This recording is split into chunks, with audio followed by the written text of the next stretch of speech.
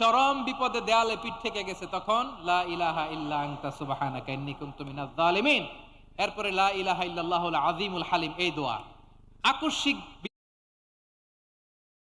সেটার জন্য বিসমিল্লাহিল্লাযী লা ইয়াদুররু মা ইসমিহি শাইউন ফিল আরদি ওয়ালা ফিস সামাই ওয়া হুয়াস সামিউল আলিম, সকালে 3 বার, রাতে 3 বার। আর মারাত্মক tension, hyper tension, anxiety, depression থেকে বাঁচার জন্য 2 দোয়া, ইয়া হাইয়্যু ইয়া কাইয়্যুম, ইয়া হাইয়্যু ইয়া কাইয়্যুম, মনে থাকবে। আর আল্লাহুম্মা ইন্নী আবদুক, এই দোয়া।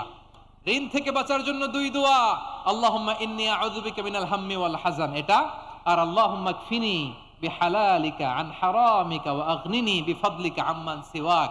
আর সব সময় পড়ার জন্য একটা আমল দিয়ে যাই, উঠতে বসতে, অফিসে যাচ্ছেন, অফিস থেকে ফিরতেছেন, বসে আছেন, শুয়ে আছেন, ছোট্ট এক শব্দে আমরা যেন বেশি বেশি পড়ি আস্তাগফিরুল্লাহ।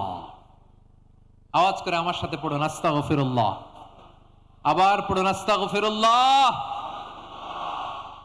আল্লাহ রাসূল সাল্লাল্লাহু আলাইহি ওয়াসাল্লাম বলেন, মান লাজিমাল ইস্তিগফার, যে সব সময় এরকম ইস্তিগফারের সাথে লেগে থাকে, জাআলাল্লাহু লাহু মিন কুল্লি দীকিন মাখরাজা, আল্লাহ তাআলা তাকে কোনো বিপদে আটকান না, সে জীবনে আটকাবে না, যে কোনো বিপদে আল্লাহ তার রাস্তা বের করে দিবে, way out, you will get a way out and solution, সুবহানাল্লাহ।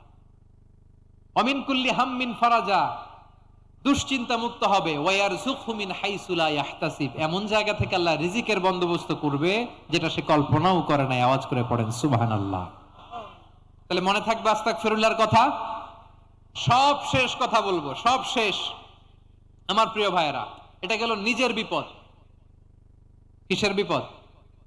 নিজে যদি বিপদে পড়েন, অন্যের বিপদ যদি দেখেন, এটার জন্য একটা দোয়া আছে।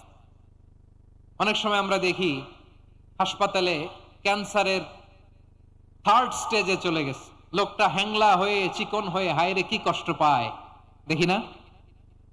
বিষ্ণু বলে একটা দোয়া যদি কেউ অন্যের কোনো বিপদ দেখে পড়ে, ওই বিপদ তার জীবনে কখনো আসবে না। শুনবেন? শোনার আগ্রহ আছে?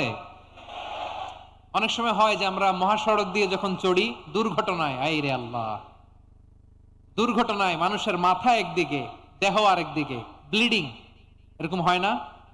আল্লাহ তুমি হেফাজত করো।